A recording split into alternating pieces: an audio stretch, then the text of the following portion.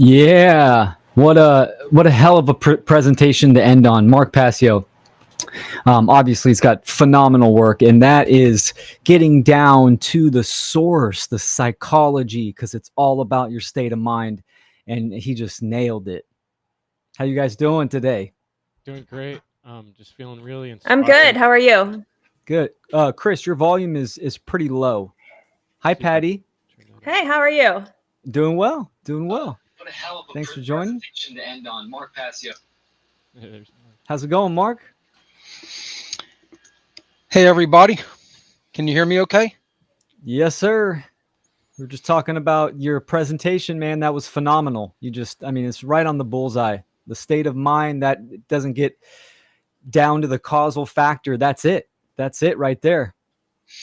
Well, I appreciate it. I think that it's a topic that I've held on the back burner for far too long. I'm glad I got an opportunity to present that at the Funnel 2 conference. I want to thank all of the organizers.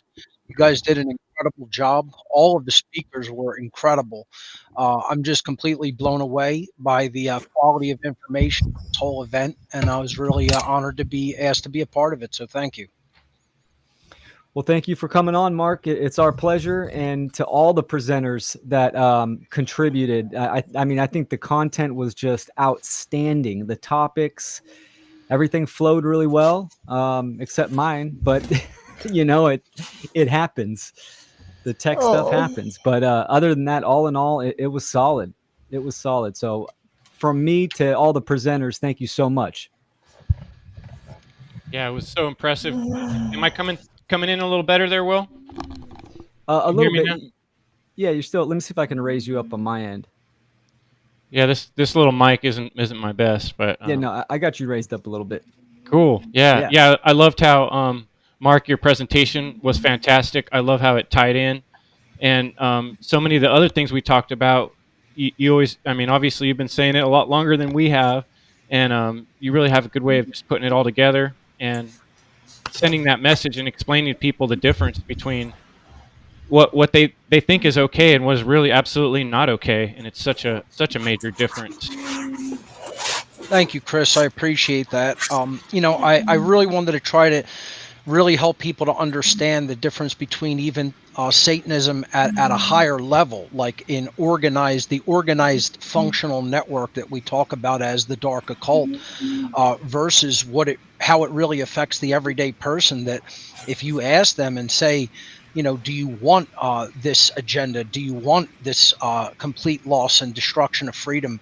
They'll pay lip service to it and say no. But if you really drill very, very deeply into their inner psychology, you'll find things there that are really helping this agenda to move forward, this dark occult agenda. And, they don't understand how they have to purge that from their mentality before they can ever attempt to purge it from the world. So I hope that this presentation showed them that work is what we really all have to do at an individual level internally.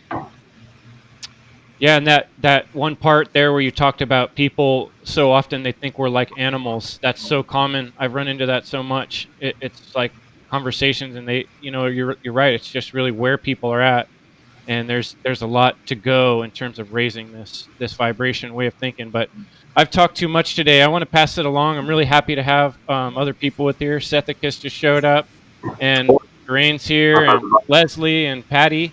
Why don't I pass it to you next, Patty, and then you can pass it along to the next person.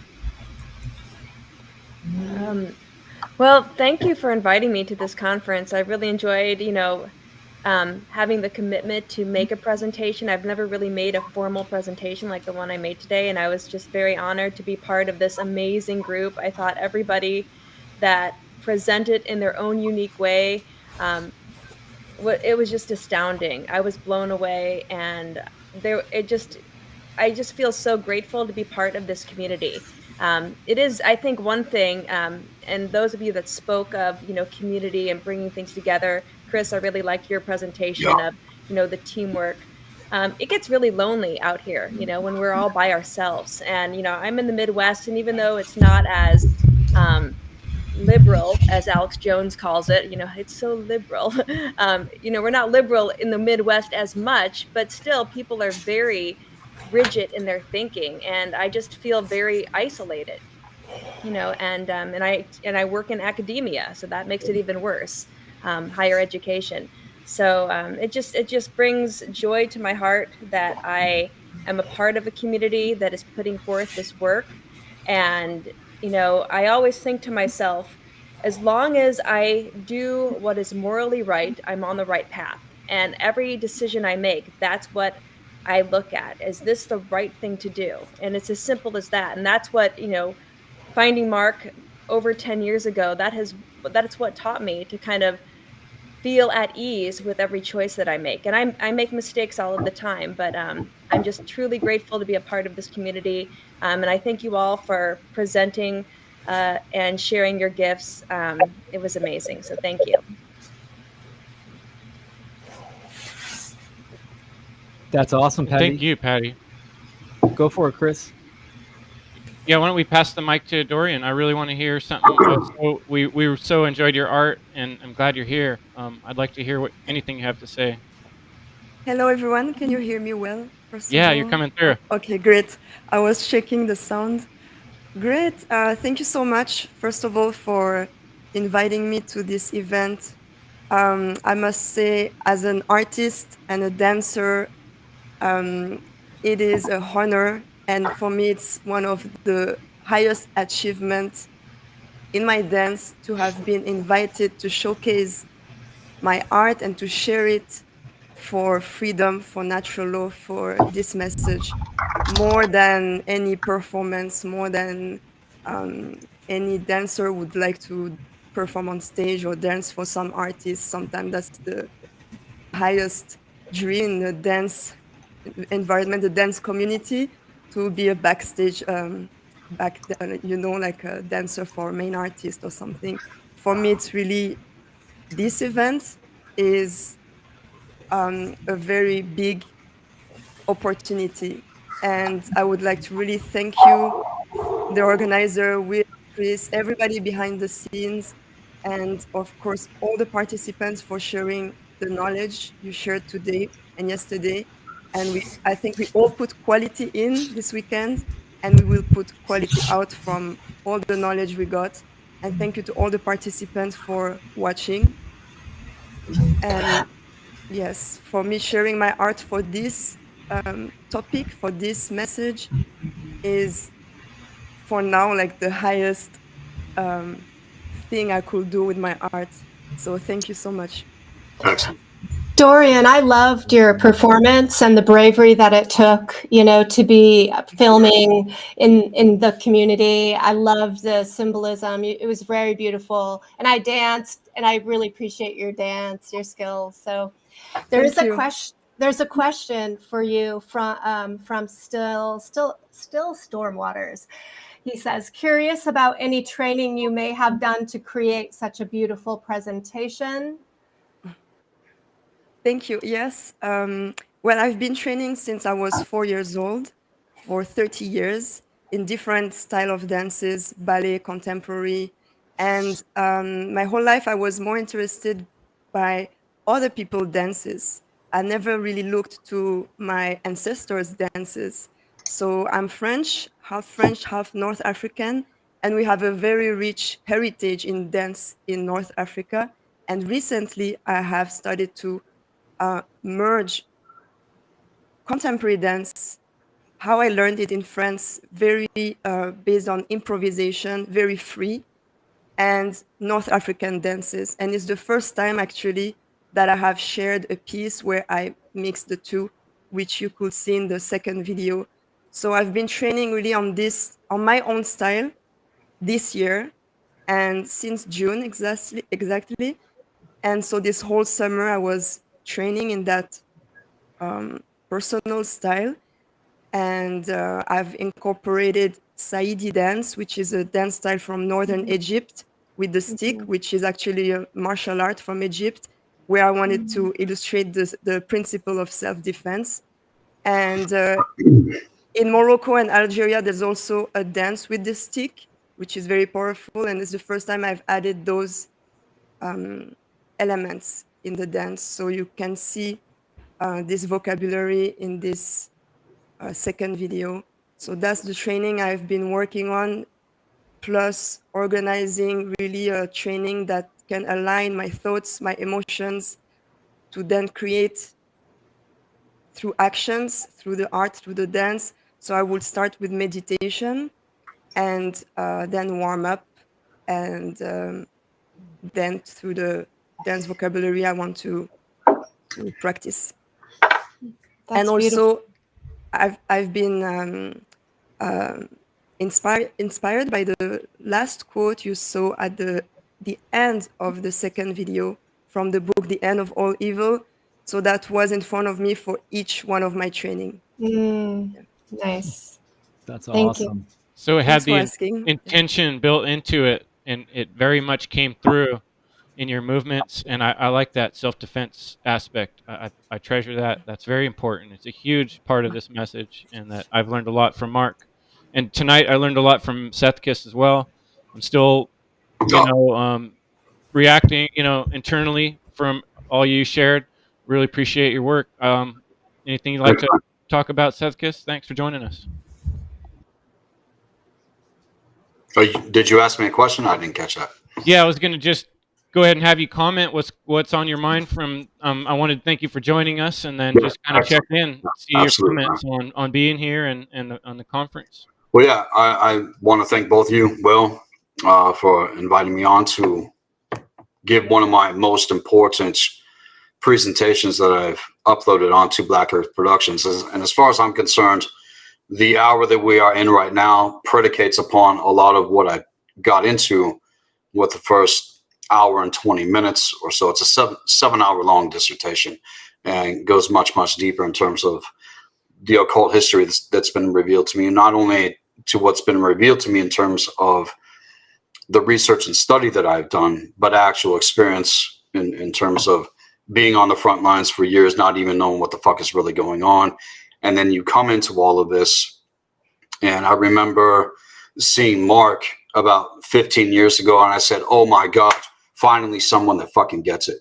Because I was surrounded by people that didn't understand what the hell's really going on, let alone the dynamics and how deep it actually fucking goes. And it's still just barely scratching the surface from my point of the table, and we're all coming at table from our different points of reference, different experiences. And so being able to see the correlations and how the puzzle pieces fit, all of us here and other people out there doing the real work, we are weaving this cosmic tapestry back together. And being a part of this community and the One Great Work Network and everything is definitely going to continue to expand. And I got goals and plans and things I want to communicate. And I just moved to a new area where I'm living, and the area that I live now is sacred ground in terms of grid works that are firing up, that are going to help perpetuate the advancement of consciousness and bringing this community together in a way that has never been done before, as far as what I'm going to be doing and sounding the horn when it comes time, man. So yeah, I'm glad to be here, and I was grateful for the opportunity to be able to present one of my presentations here. Excellent work. Yeah, much appreciated.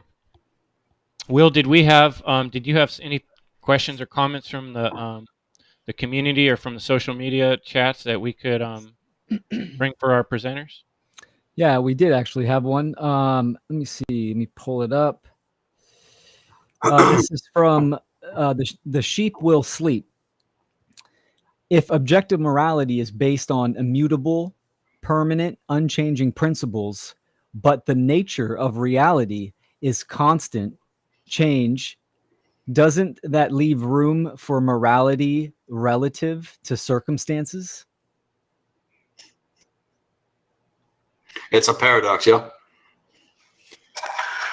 What do you guys say? I would say that laws of nature don't change, and that's where the essence of morality is embedded into the fabric of law. That's why it's called natural law. conditions in reality are constantly changing. That's the idea of the universe being the one change. The word versare literally means to change. People will often interpret that as, the verse of a song. So it's like the universe is the one, song that's a continually changing expression of vibration.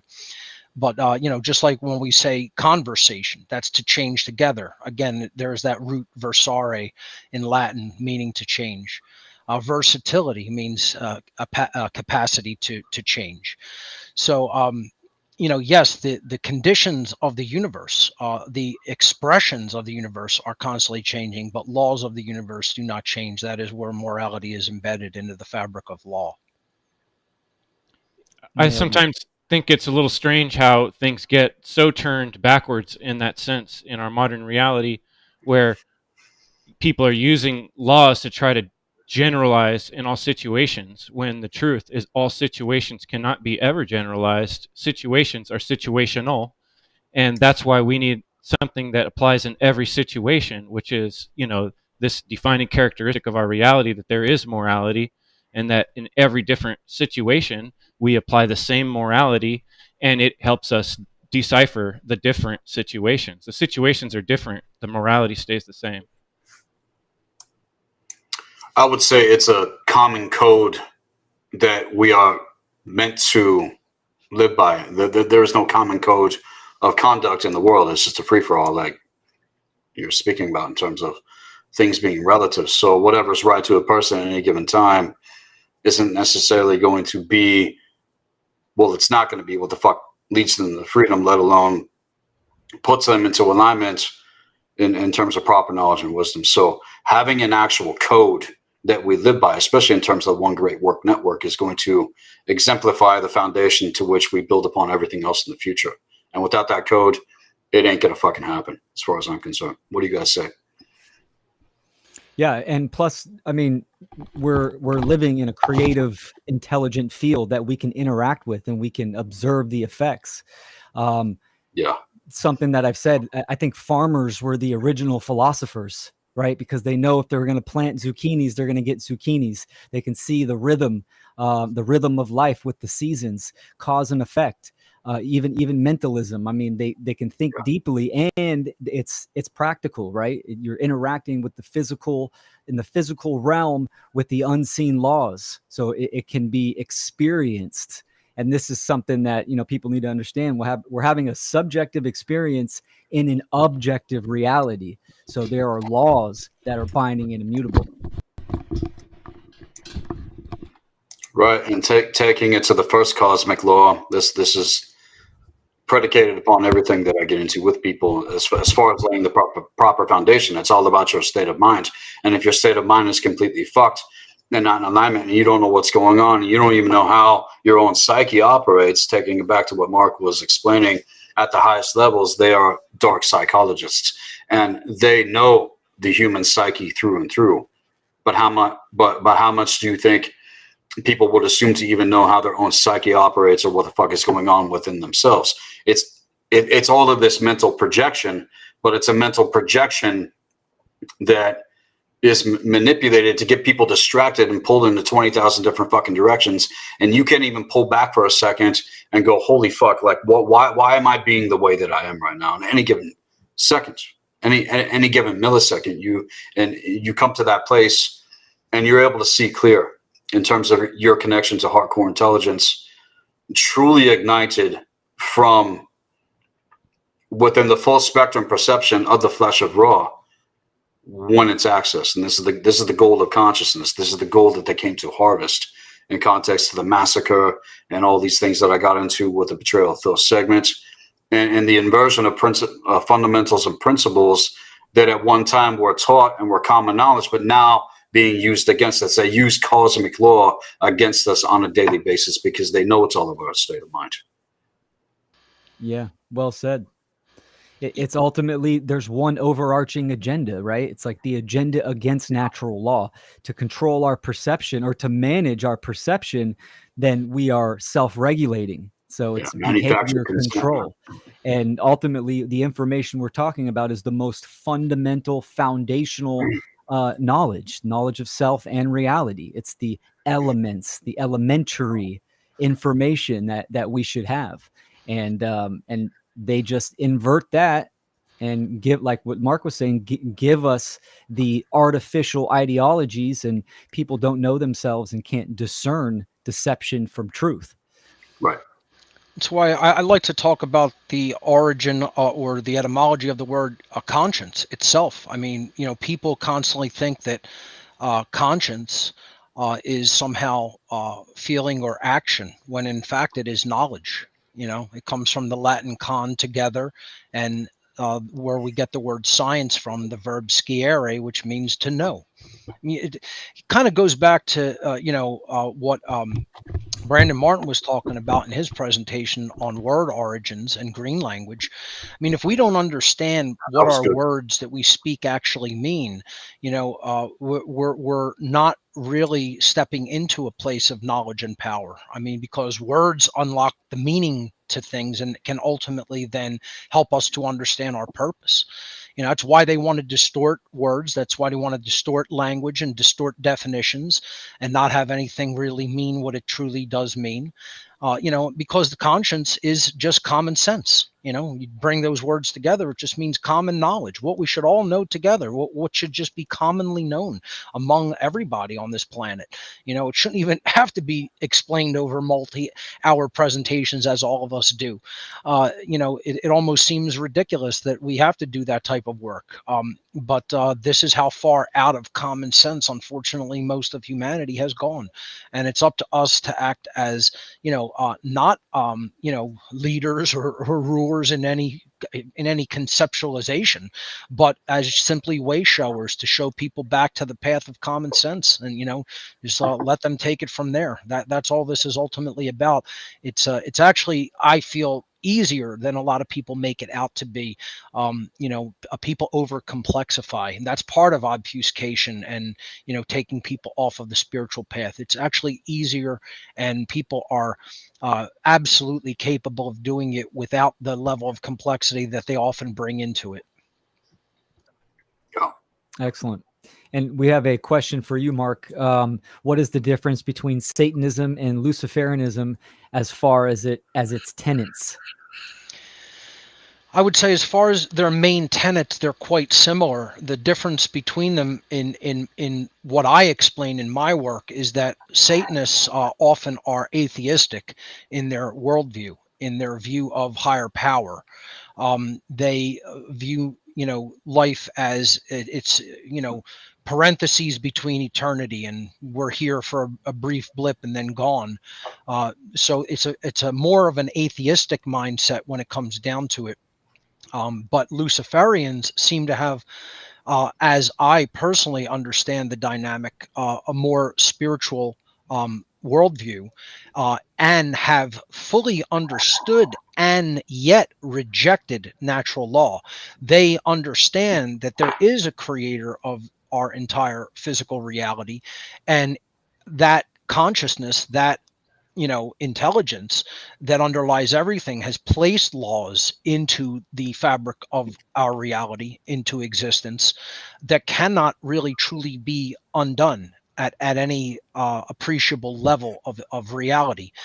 And the Luciferians rage against that mentally. The Satanists may not even consider those dynamics. They're, again, more atheistic and purely worldly. You could look at them. Yet the Luciferians are operating at an even higher level of mentation and understanding of our reality than I would describe just regular Satanists as.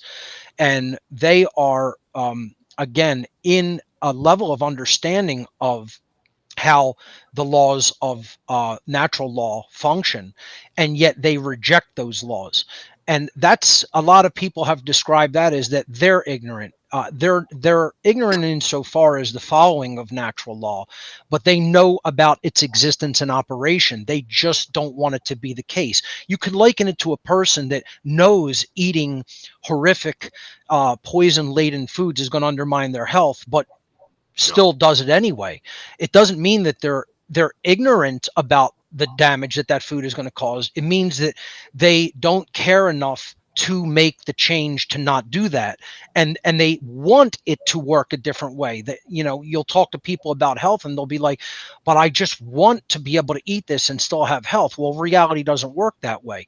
The Luciferians know that natural law exists, but do not want to be bound by it in their behavior and have negative karmic repercussions coming at them because they enact certain immoral behaviors.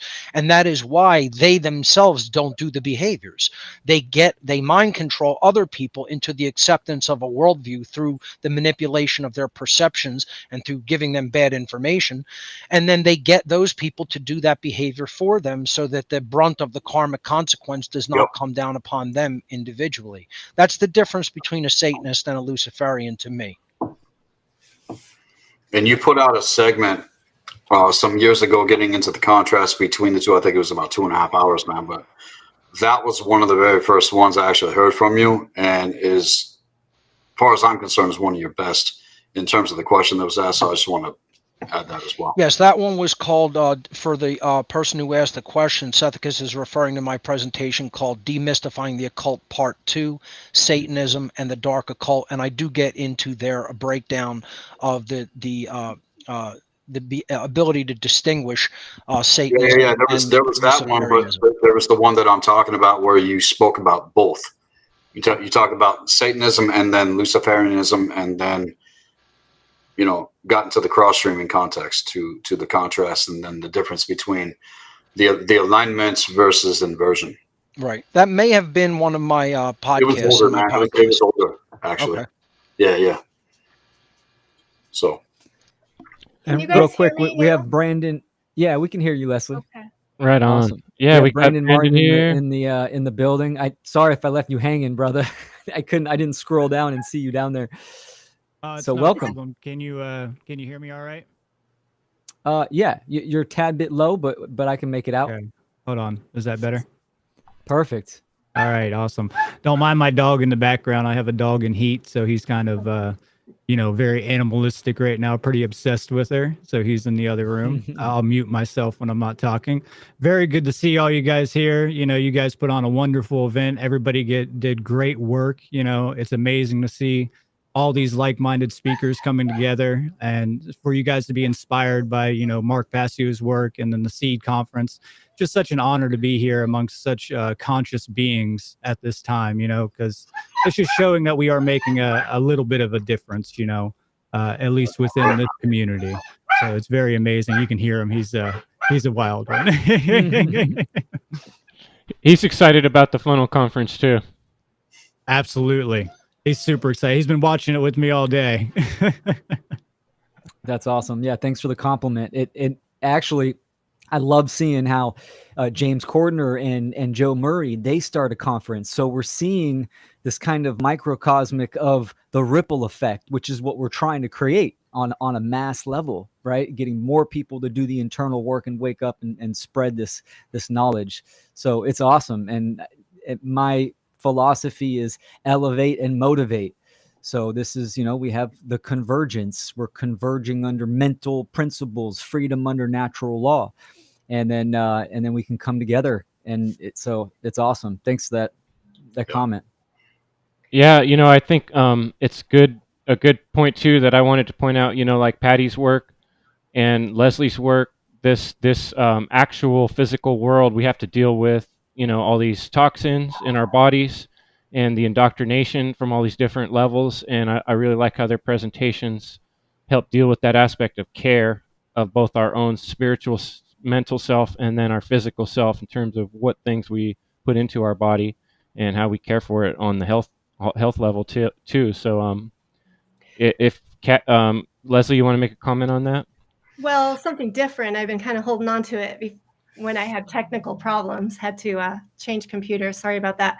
But it was kind of going back to the idea of the universe is constantly in flux and changing. But that does not create justification for moral relativism. And I wanted to just bring up this idea that, we're in interaction with the living, moving, changing universe. And that's our role here, I think, is to learn how to master the laws of nature and the laws of the universe in order to create and develop through right action. And so what our guideposts would be natural law.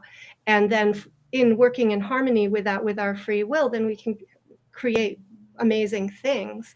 And that the changing universe does not mean that we have the right to change the laws. So I wanted to bring that up. And I wanted to point, I think that's also related to the involution evolution, right? Our choices will lead to one or the other. There's a lot of chat going on here about moral relativism. Well, kind of coming from that, but the law of attraction, and what is the true law of attraction? So I thought maybe that could be brought up a little bit. Yeah, let's bring that up. I just wanted to put Patty on the spot for a minute to see if you want to throw in any comments, Patty, before we move on to that topic. Oh, about toxins in the body? Yeah, and just, the physical aspect of this. Yeah, well, I mean, from my understanding of health, I think, toxicity is the cause of all disease. And by eliminating that within us, which is causing aggravation and irritation, that getting rid of that is really the only true way to heal. You can't turn off the alarm system that's telling you something bad is in your body. You have to get rid of it. And so from a physical perspective, removing toxicity is kind of where it's at. But I also believe, that healing the physical is not just where you end. You also have to look at the emotional and the spiritual body, because I also believe that a lot of times we get a sense of something going off or wrong in our body before it becomes physical. And, we can attract disease to certain areas depending on the things we're not dealing with emotionally and spiritually. So it's, I think, a little bit complicated, but I liked Leslie's presentation because, finding your happiness, finding, what brings you joy, that is part of our journey. And if we ignore that, if we're being ignorant of that, that too is going to make us more susceptible to these toxins, digging their way into various organs and tissues and settling there and then expressing themselves as some sort of, disease or irritation. Thanks, Patty. Yeah, it's very absolutely. holistic. Yeah. I love it because that's what I'm really excited about this conference is seeing the balance, the male and the feminine aspects of ourselves, and both the spiritual self and the physical self, how tied in and how holistic this whole conversation is. So I'll pass it to Will. Let's see what we got going on in the comments. We got a whole conversation going on. Yeah, and some of these questions and convos are between them in the chat as well. Let me see. I'm not seeing anything directed to presenters at the moment, but people, you can put question in any of the chats. I can see them all. There is a question. Do any of the presenters know about ARCHON, Architecture for Cooperative Heterogeneous Online Systems, and whether these constructs can affect us energetically, similar to looshing?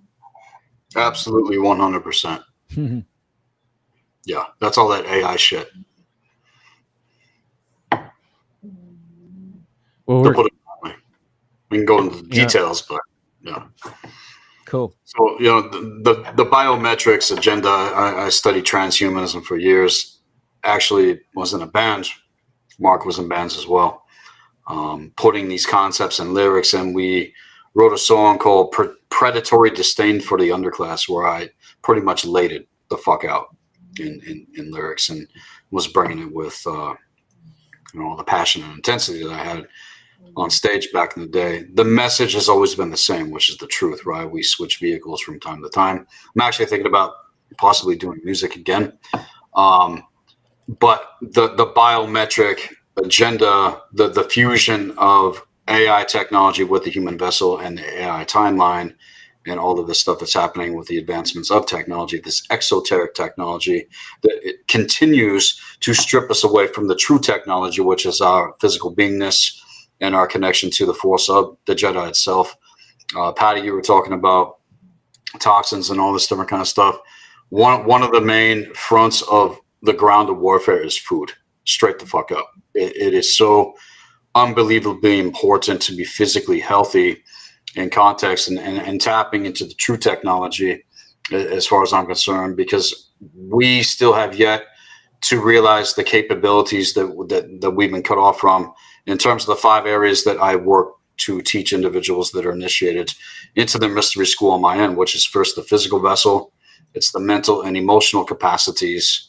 It is from there your spiritual capacity, and then of course mastery the temporal existence, so that we have enough time, mastering survival, coming into a place of thriving, where we have time to have these conversations and do these sorts of conferences, because we're on our Orlog and we're not being pulled onto this AI shit that's driving slavery further and further into the fucking ground in terms of consciousness integration and the fusion and the simulation factors, all this different kind of stuff, all attributes the answer to the question.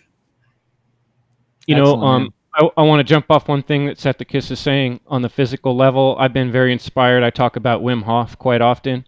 He's, to me, a human being that has proven that we have capabilities that are, you know, I've been trying to say this. I've known this deep inside for many years. I think it's almost limitless. But, you know, here we see a guy who they've had to rewrite the books, you know, from things he's done, breaking every record possible. And then I've actually integrated some of the things he's taught into my life and, you know, found some pretty miraculous results and find I'm able to do things that I wasn't able to do when I was much younger.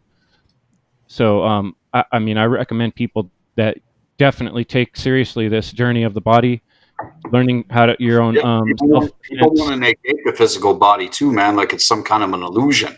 That bullshit teaching that's out there, and we're living in some kind of hologram, right? Simulation, right. Hologram, yeah. And the difference in terms of that, as far as the contrast and how I observe it, the real illusion, the miasma, is what the fuck has been constructed by them in terms of the structures of slavery, not nature, not the universe, not your physicality, not your beingness here. And as far as I'm concerned, it could possibly even be stated that we are in the highest realm. We've just forgotten our potential here. I like that. This is our temple, you know, like Leslie's a dancer. And I think when we use our body and we respect it as being a temple, you know, that gets us into that higher place, right? Because Absolutely. That's, you know, it's the opportunity we've been given. Dorian would be another good one to talk on that, but go ahead, Leslie. There's a question I think coming out of this chat that I want to raise that I think is interesting. And it's like the difference between detachment versus resistance. And is there a role for resistance? That because the presumption is that resistance is based in fear and creating the polarity of opposition, and that will not serve serve us, that we will not make proper progress with that, as opposed to the detachment. But what, you know, so what is our role here around that resistance? Well, I'll jump in and say I think there's a balance, right? Something that I was going to talk about in my presentation was symbiosis and parasitic, which you can also look at this as evolution and involution. It's the give and the take, and the growing and then the breaking down in nature. So I think there's not going to be a utopia where everything is perfect, right? We're in a university. We're here to learn and grow. So there's going to be slight resistance, and that can push us forward. The question is, we are so far imbalanced that we're in the red zone, and we're affecting not only each other but the environment as well, the whole system, the whole ecosystem. I think also of the boundary, like we have to set boundaries or lines about what we're willing to accept. And one could call that a resistance, right? A line like the picture in your presentation, Chris, you know, but how I set a boundary could be from a place of fear. It could be from a place of aggression or resentment. It could be also from just a place of confidence in knowing who I am, you know, and not allowing other energy to encroach on me or push me. Right? The self-defense principle is a type of resistance that's justified, you know, under certain circumstances. Yeah, I'll speak to the dynamic of resistance briefly. I think there's really, you know, two kinds of true resistance that a human being can offer, and that is either resistance to evil or resistance to truth. And resistance to evil is a positive form of resistance. It means that you're not willing to accept the continuation of the destruction of rights, the destruction of freedom, the destruction of that which is good and in alignment with nature and natural law. And resistance to truth is always going to bring about more evil. There's two ways that people can resist. They can resist truth, or they can resist evil. And that goes to the quote by Thomas Jefferson. Resistance to tyranny is obedience to God. When we're actually resisting tyranny, we're in alignment with the laws of nature and of morality, because there is no greater destruction of what is good than tyranny and evil, taking our freedom and just stepping on it and destroying it. It goes along with the concept of, the original wording of, the prayer of serenity, which is, give me the grace to accept with serenity that which cannot be changed, and the courage to change that which should be changed, which should never be accepted. See, there are things that should never be accepted, and if they are happening and they are in place, we should strive to change them. That's the natural, order of things. And there are things that can never be changed, and we have to learn that is just how reality works, and we need to accept those laws of reality. That's how I see resistance being in proper balance of understanding what we should strive to change because it should never be accepted, and what we must accept because it can never be changed. Excellent. One thing I want to mention in terms of physical training, without resistance, you're not going to gain strength. You got to add resistance and tension, to the sinews and your muscles, and you got to go through that tearing. You got to go through that pain, the process of evolution, forging the clay, so to speak, take it to Netter Kanum, the self-actualized intelligence that's there within us. So what I have observed, everybody, is the weakening of our culture, the weakening of our world, the weakening of our society. And living by a code and having this as part of my code personally is something that has greatly reinforced shadow work, the process of being able to ground, and you're not being pulled out into the ethers because of templating. Everybody's different in context, but without fucking resisting evil, you're not going to even have the strength to overcome. You can know about it, you can talk about it. What the fuck are you going to do about it? You know what I'm saying? Yeah, I hear you, Sethkus, and so often it's like what we don't do are some of the most powerful things that we do are the things we choose not to do. Right. Like for me, just think about it. You're not taking action, man. Right. Someone brought up in our chat today about when the masks, and for me that challenge of being sure of myself and knowing that I wasn't going to wear a mask and that I didn't have to, and that it was no one had the right to make me. Right. Brought me into all these situations of resistance where my part of myself that wants to be kind and get along with people, I had to bump up against people that were saying something to me they absolutely should not have been saying, and I had to force myself to push through resistance. The resistance inside of myself was like, oh, just take the easy way out and just walk away. But the other part of me was like, no, you really need to say something right here. Something needs to be said. And pushing through that resistance was just like pushing against weights and building my muscle, my confidence muscle, and like what Mark was talking about today, of building your courage muscle. There's a lot of resistance to courage right now. Physical, mental, emotional, spiritual, and temporal leverage. I wanted to share something about the psychological aspect of resistance, because we all have parts of ourselves that resist our intentions to do good things. And those parts generally come from a trauma that is based in fear, right? So we have an anxiety that floods us because that part of us that is afraid that we're going to be hurt or damaged if we go do that thing. And so that if you fight it, or if you say, no to that resistance may only get stronger. So one of the tools in, psychotherapy is to get to know. It's to be to ask questions, to be curious, to have care about that part and why it's resisting, to understand the source of the wound that's causing that defense. And when you start to integrate and recognize that that was an immature part of yourself, that's a part that maybe was developed when you were in junior high, you know, and being seen got you bullied or whatever, right? So then you understand that part to neutralize its fear, and then in building yourself from your center, you kind of, you know, you let that part know you got it, and you don't need that resistance. The resistance relaxes.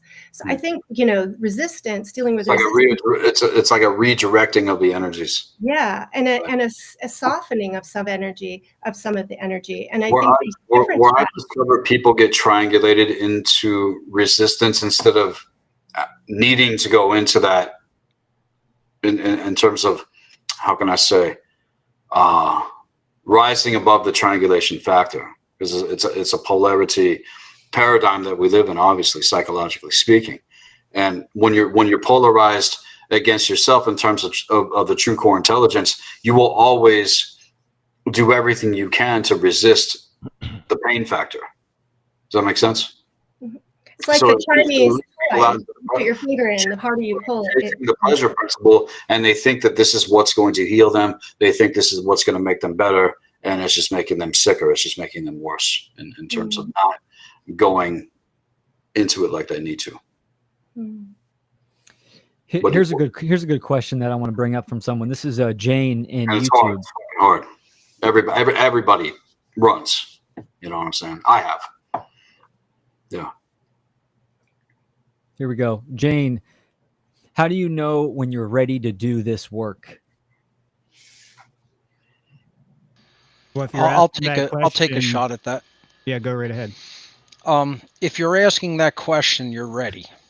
Yep, Yeah. I was gonna say. Yeah, You know? man. I was just thinking that. That's Yeah. great. You know, if you feel like you have something to contribute, I would say don't wait. Again, I talk a lot about in my work that perfection is the enemy of good.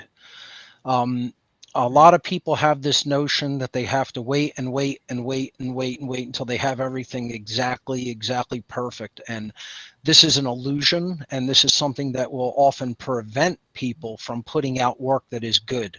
It's one of the tenets that I talk about in how to become the true media, because I see a lot of people like constantly striving to be perfect when it comes to, you know, technology or putting out media. And as you will see, there are always going to be mistakes and errors. No one is perfect.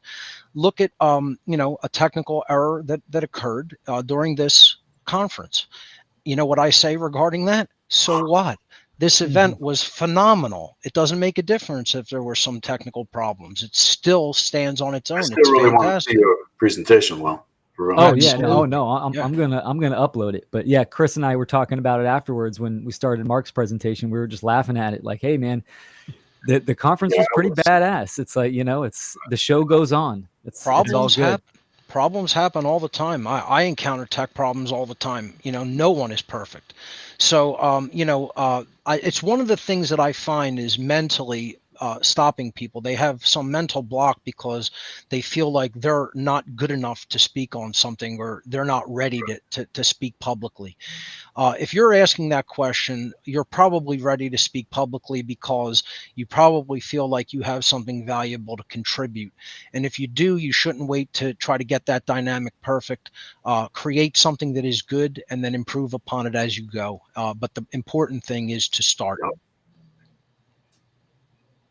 Yeah, I'll speak because I was that person that waited about a year before I started kind of going public and talking about it. I wanted to make sure I had all the pieces in place and all of this, and it actually took the pandemic to jump off, and then I started doing conversations with like Chris and doing interviews and created the podcast and stuff like that. So and Mark, you know, was great fire under the ass to get the motivation going. But I waited for a year, and even now I'm like, man, I should have put my 0 point right on the table, and that's where I'm going to start, and then evolve from there. Go. Yeah, you said exactly what I was thinking. You know, I think any one of us who's done some kind of presentation who's done something, we'll look back and say, man, I wish I would have got started sooner, because the sooner I would have learned those lessons, and got on to the better things I'm able to do now. The sooner you get started, the sooner you can start making, and we shouldn't even call them mistakes, because that is part of the indoctrination that we've been sucked into, is thinking of learning opportunities as mistakes. Every time something doesn't go the way we're hoping it would have gone, that's an opportunity for us to do the thing again and make it come out a little better. I actually, beginning of last week, re-listened to my whole presentation. It was already done. It was ready to just send it over to Will, and I didn't like it, and I just did the whole thing again. And I'm so glad I did, because it came out a lot better the time when I redid it. And now I'm more proud of it than I would have been had I stopped there. So never give up. Whatever you got, just put it out there and then improve upon it. Absolutely. I would like to bring up that every time you do this work, I'm not sure if this goes for you guys, but for me, I learned so much more when I started to do the presentations. By doing the studying, by enacting these principles, by enacting this, this essence of trying to drive myself to do something great, to get the word out there. It actually made a tremendous amount of effort in my own learning, my own evolution with the information that I was trying to study. So, like what Mark said, which is what I was about to say, was, if you're asking that question, just go ahead and get into it. Just do it immediately. It's just like a martial art. It's just like any craft. If you sit back and you don't do anything, you're never actually going to learn these things. You're never going to build the skills. And that's what you need to do. You need to get in. You need to practice, just like with anything that you would do in your life, whether it's handwriting, martial arts, skateboarding, doesn't matter what it is. You just got to take that dive and just go head first into it. Like the leap of faith, like the Fool card in the tarot, right? So I totally agree. And I would like to say that you will not only learn on the way the skills that you will use, but you will get the knowledge. So you will get more knowledge along the way, not only the skills. And personally, when I look at Sethicus content, which is incredible, I'm like, wow, there's this door opening, which is deep and where I have to dive as well. And there's always a new door with more knowledge that will open. It's just like your shadow work. There's another door that opens and you have to work on yourself, and knowledge will keep going. Right. It's as I've said, there is no arrival point in terms of that trajectory with eternity. And there are many different grid works of consciousness that people are keyed into, not keyed into. But without the proper foundation, you're not going to be able to navigate anything that's revealed in terms of this quest that we are taking. You're going to get caught in all the nets, traps, and snares and the bullshit. And not knowing the difference in terms of certain knowledge that's put out there, where it's come from, how it may have been appropriated, which is most of the fucking shit out there, especially in terms of religion and a lot of other things. When you go through this process, you come to a certain point where you can't go back. Okay. And it's to look at the progression, see how far you have come from the first moment of that spark of awareness. For me, it was when I was a child. I knew these things when I was a child, but I didn't understand the things that I now know in terms of what's been revealed, doing research and study, but going through the alchemical rites of initiation. My experience gave me access to Amenta itself, and that's a whole other fucking topic of conversation. How do we actually access the true records and the true knowledge, the ancestors, the blood codes, the soul codes, all these things that I mentioned. And it's a very brutal process. And again, it's what most people have been conditioned to resist.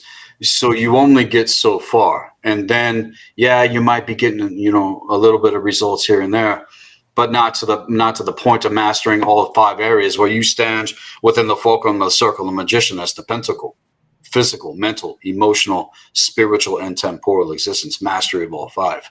That's how we are going to gain leverage in terms just at the foundation level. The rest goes from there as far as I'm concerned. What do you guys say?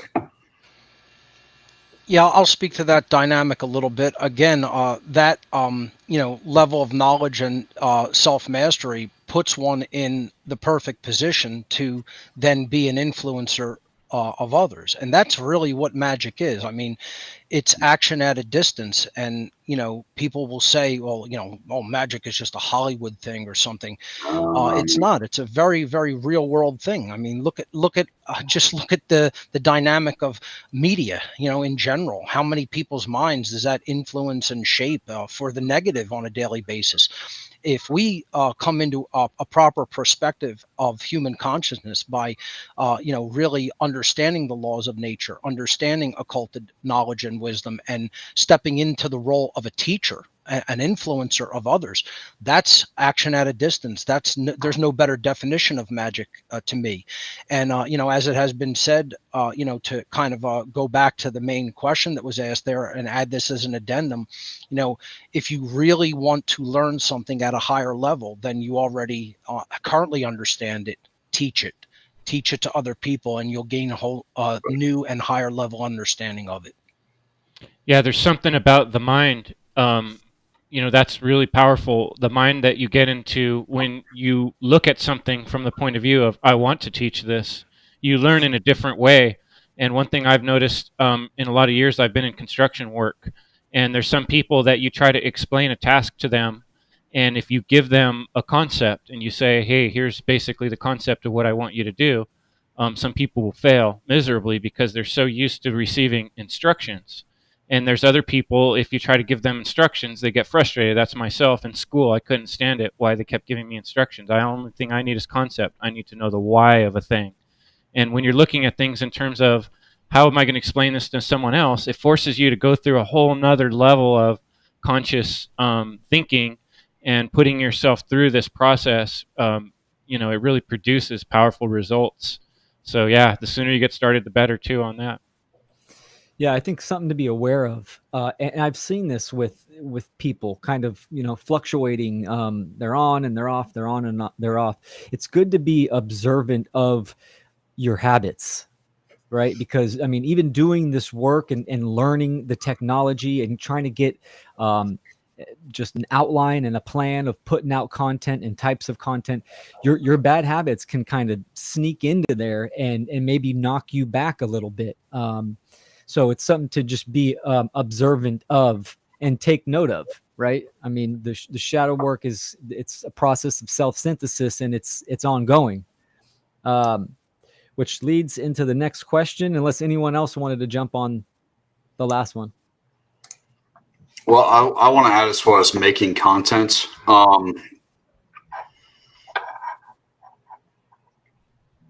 it's not easy, because you guys know how much work you put into everything that you do to then, I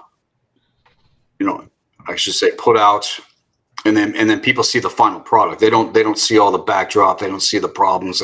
They don't see, you create a whole project and then your computer crashes and you got to go fix shit and then start all over again, like you were talking about. That's happened many, many, many, many times with me, to the point where I want to front kick my computer into the fucking wall. Right. Like, what the fuck is the point? And you could also get spiritual attacks. You can get attacks from other, all sorts of things happening in the ether. This is the physical manifestation of the ether, you guys. That's what the internet is. It's the ether, and this is where the real war is taking place. So the contrast in terms of forces and stuff like that, that's a factor. But you really have to be dedicated to this craft. And it's like Mark said, you just start and then you develop as you go. It's like lifting weights. It's like martial arts. It's like anything that you do. And one way to determine whether or not you are a teacher is if you're talking about it to other fucking people. If you're talking about these things with other people, working to communicate, then yes, you are meant to teach. And you're going to be dealing with people that, don't give a shit. I changed my tactics. I created a platform. Now I'm working with people that want to know. And when you start to go into that rhetoric stage, a teacher is also always teaching themselves, going over the content again and again and again, really driving it so that you know it. And not just know it, but live it. And you are getting the results, and people can see the results in your life, and people can see the results like everybody here. Then there is a deciding factor for people that choose to dedicate themselves to this work. There are benefits to it as well. You know what I'm saying? But we have to, develop the state of mind that's going to put us in a position to constantly overcome, power through. I know me and Mark had some technical issues. The last segment I did with him, I was fucking getting all sorts of crazy stuff happen. And I think we ran for about 4 hours or so. I had to go back and do a lot of editing, and it was like only an hour and a half. But he kept on encouraging me. He's like, no, we got to power through, and all these factors are going to come up. I'm saying, in terms of the contrast. Great point. Right. It's about being dedicated.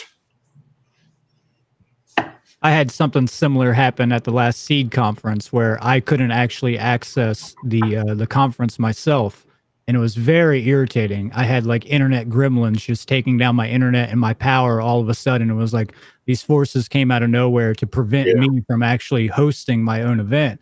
But luckily I had great people supporting. Doug and Nate really helped out with that and kept it going. And if it wasn't for them, we wouldn't have had a host. So luckily we had a backup plan just in case things like that happen. So it's always good to think about that ahead of time and be strategic and just tactful with how you're going to organize anything.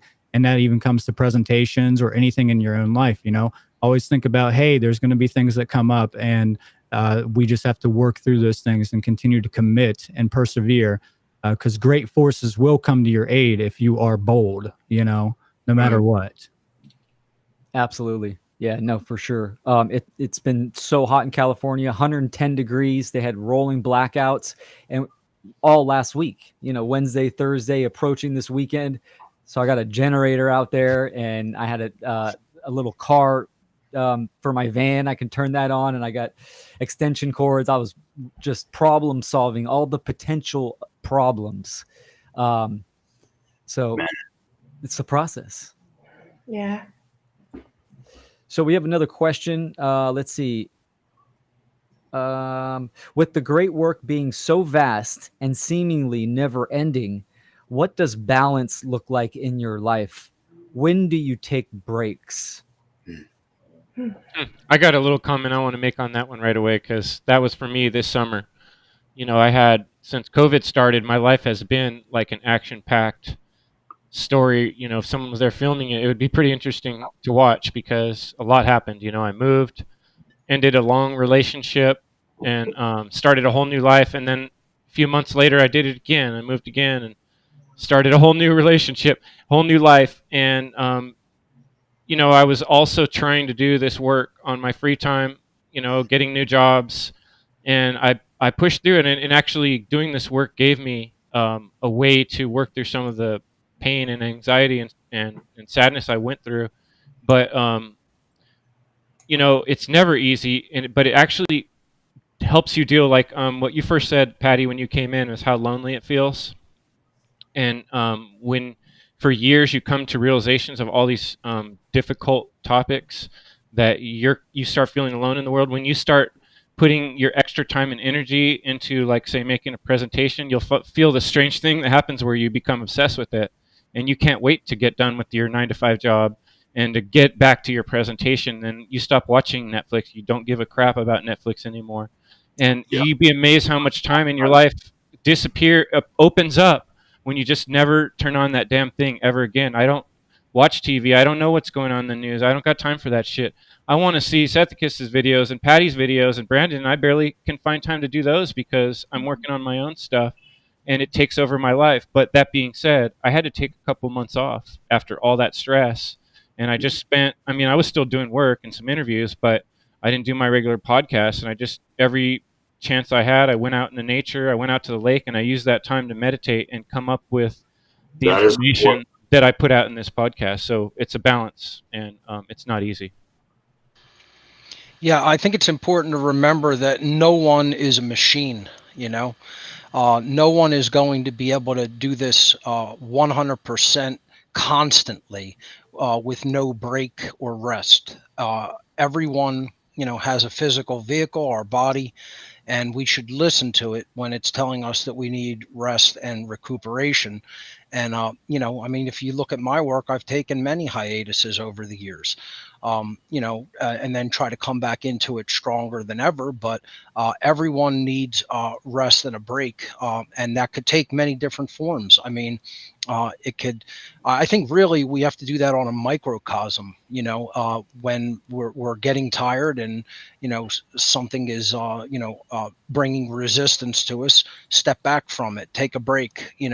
I tend to work a lot during the day and just rest at night. Not try to so much think about these things and just continuously go forward into the late hours.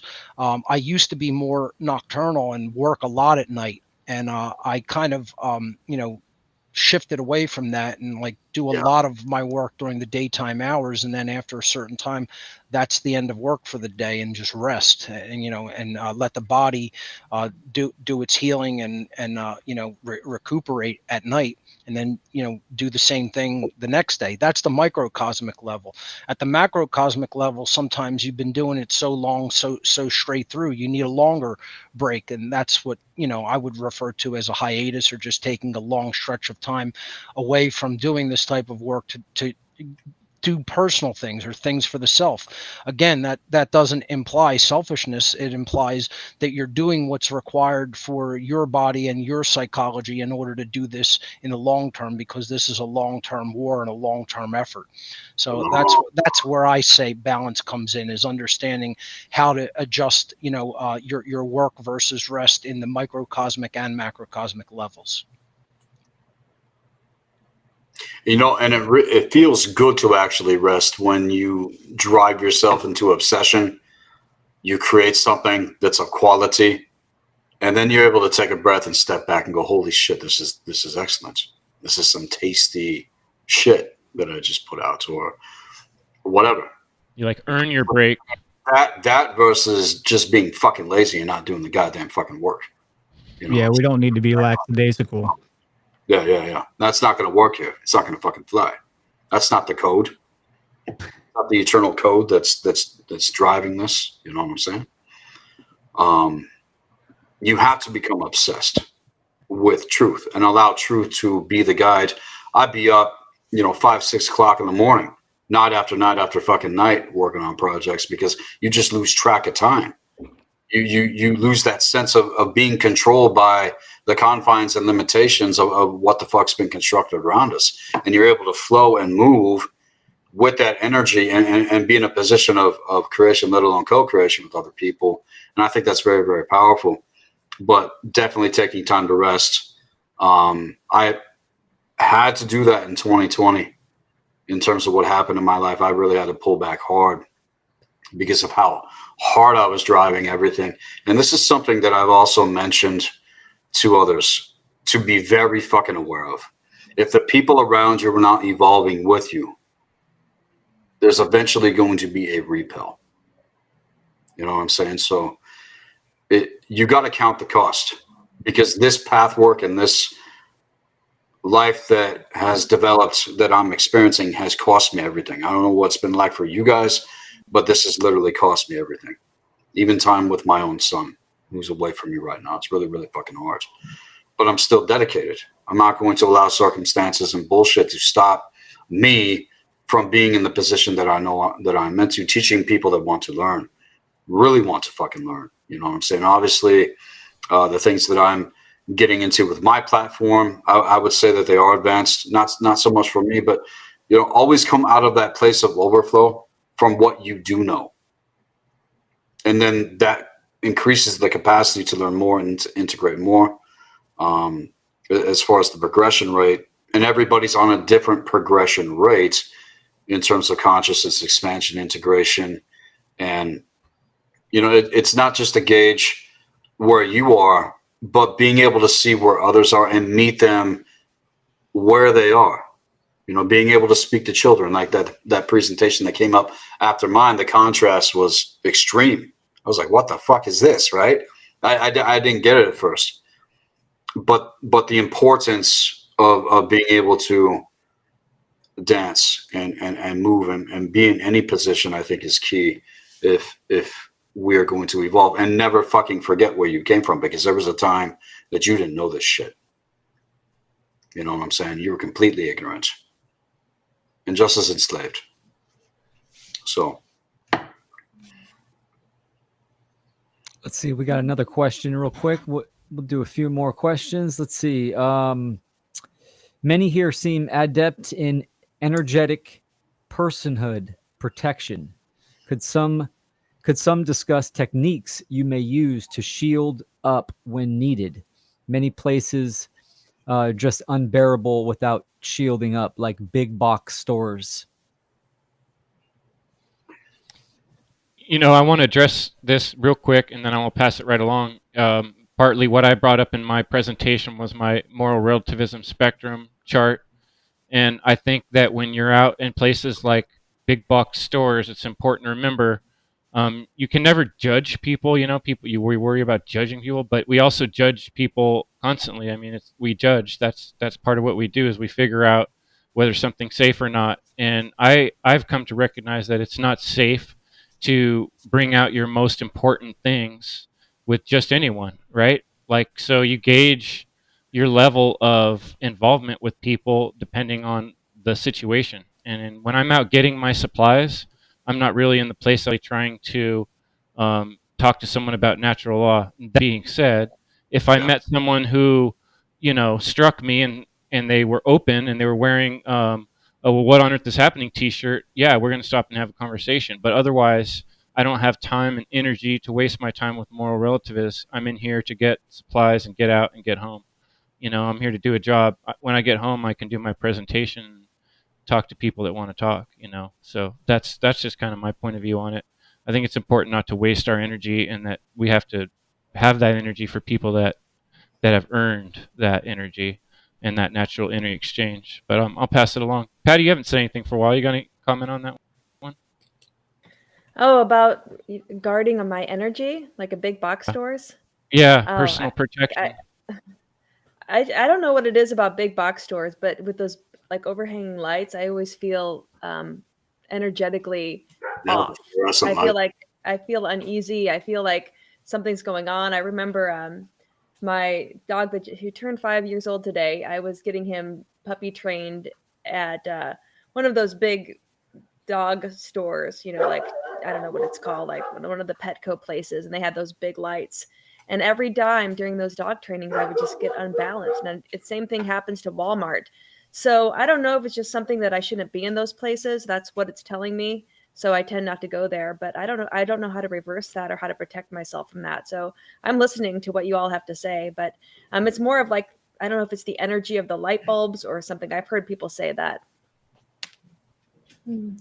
Yeah, I think it's ultimately knowing yourself. I mean, there's no way to get completely away from the frequencies. I mean, unless you're going to go on top of a mountain somewhere and that's where you're going to stay, which I don't recommend. I recommend getting on the battlefield. At one point, I wanted to do that. I wanted to have my yurt in the mountains. My conscience wouldn't let me.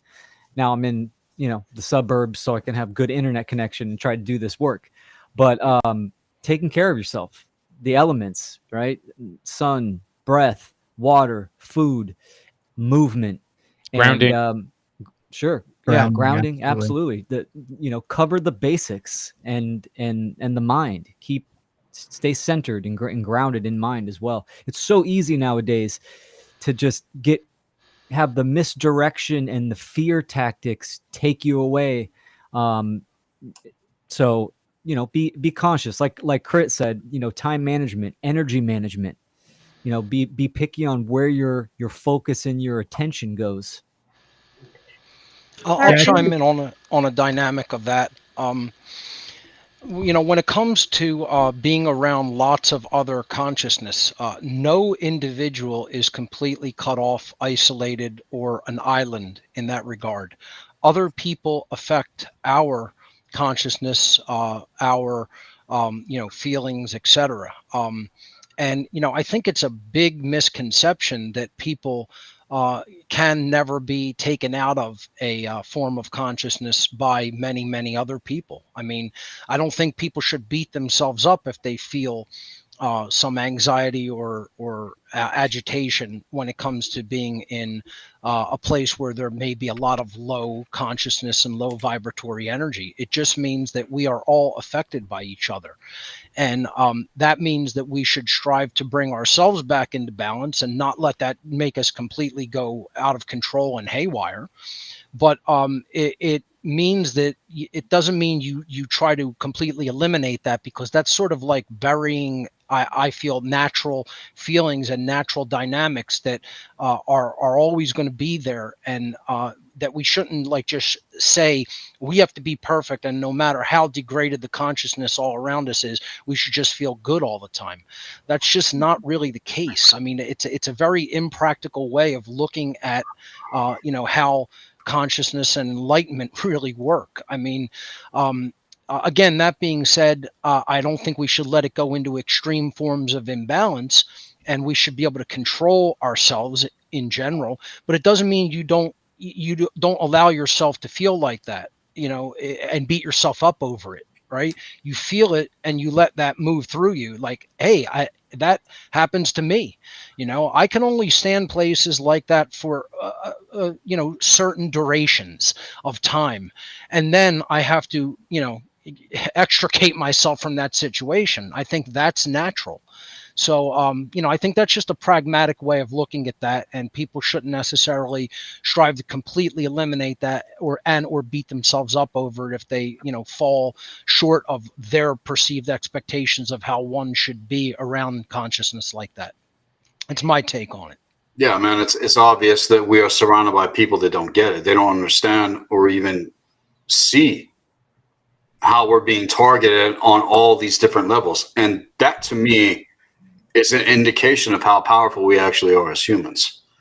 So in training yourself how to fortify your field energetically in terms of frequency and vibration, this is what I teach in terms of the technique, the Circle of the Magician. Leslie, you've been initiated into the mystery school, and have you not got results in terms of the techniques? I think that Circle of the Magician is really, really vital, and it relates to other forms of right. And it's not to indicate that I'm in the business of invocation, summoning, incantation, or what's the other term? Invoking lesser entities. This is how the circle has been inverted. It's been twisted, right? This is the infinity loop, the Ouroboros that we're caught in. We're being feasted upon by shit, calling upon lesser fucking powers, and you don't even see the power that's there within yourself to fortify your field energetically, frequency, vibration. So a cloaking technique, the ancestors, this is something that they were able to do as well. To ward, you set up wards within your morphogenetic field in context, because if you got holes or chinks in your fucking armor and all this different kind of stuff, and you can't come into an area and deal with the warfare that's going on, then you're not going to be effective. You're going to be infected and affected upon. Whereas this path work requires that we become the cause point. So knowing the difference, there are a lot of techniques that can be applied. Eating right is the main one. You got to be healthy physically, otherwise you're fucked.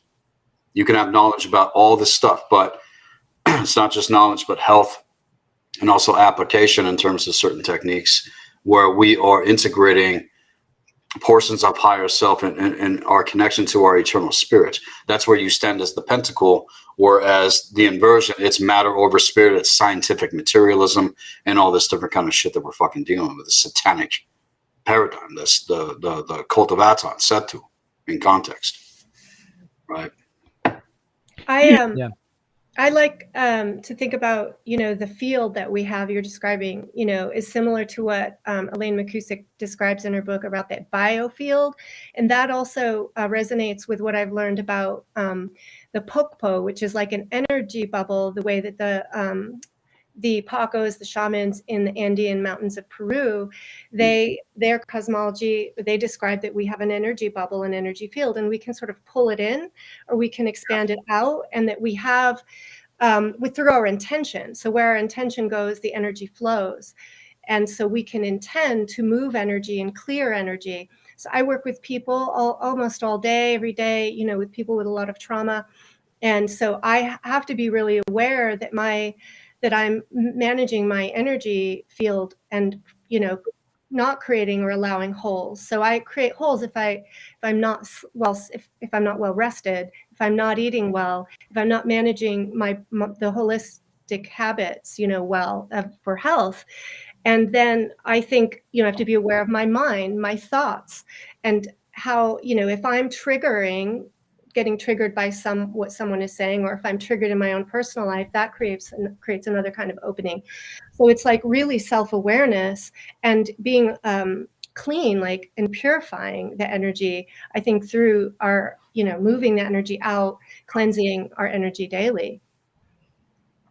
I think that can be really difficult depending on where you live. The contrast is definitely more thick in the cities versus out in the country. And I've lived in both, you know what I'm saying? I was living like a fucking goddamn hermit the last 2.5 years, finally moved to a new area. Even though the contrast is there, there's still enough nature and, how do you say, levity in terms of the land. The land is very sacred here. Like I said, I have a lot of plans for this area, you guys. And so being able to communicate and, you know, meet on here with this panel today is excellent. But we are in a fucking goddamn war. And it's not going to change. It's only going to get worse. And a lot of these areas are being used as harvest centers in terms of the fucking grids, the false grids, all these false grids that have been layered over, and people talk about grid works of consciousness and stuff like that. But very few people understand the ancient grids that are actually lighting up underneath our fucking feet, like 40 miles the fuck down, where I'm living right now. And pushing out all of this fucking poison to the fucking surface. This is everything that's taking place in terms of the procession of the grand cycle. And from my point of the table, you're going to be on one side of the equation or the other in terms of what's unfolding. I'm warning about next year. What do you guys say? What do you want to see, what do you actually want to see happen in network? Good question. You know, I want to go to that, but I had one other thing before you were saying there that I wanted to jump off. Like Dorian, I'm getting the image of her there. She was standing doing her dance, and there's all these people with masks around her, and they're like, you know, got the blindfold on. It's like, in a way, there is a lot to be said for being strong in our own vibration. And when you're out in public, one thing that I found that helps is song, the power of music and song. What you're singing to yourself can give you power, and the breath, within the breath, there's great power too. That's why I brought up Wim Hof. Through his breathing, I've learned to calm myself in situations where I normally maybe not would have been able to stay calm. And then another thing I would say is that self-defense, you know, my self-defense teacher, he's not afraid of anything anywhere he goes. And I heard in one Kung Fu movie, I think it was the guy who taught Bruce Lee, they made the movies about him, and he says benevolence, correct, Ip Man. He says benevolence, right? You can be truly benevolent when you're afraid of nothing, you know? And when you're not afraid of dying and you're not afraid of, you know, someone hurting you, you don't have to be in a state of fear. You walk in a state of confidence, and you can, when you're in a high state of energy and you can sing within your own mantras and your own creative energy, those things aren't going to phase you just as much. But that being said, there's a lot to be said for being conscious of where you're at on a given day. You know, if I was up late the night before, I just had an argument with someone I love, I may not be in the best place, and so I'm going to be more guarded. So it's a lot of it's just awareness of where we are in space and time too. But let's come back to what you said, Sethicus. What were you saying right before I jumped into that? Next year, how are we going to? My personal question for the panel is, where do you guys want to see things go in network? Like, what do you actually want to see manifest in the actual temporal physical existence in terms of what we're doing? It's a really good question. Chris, your presentation was about that somewhat.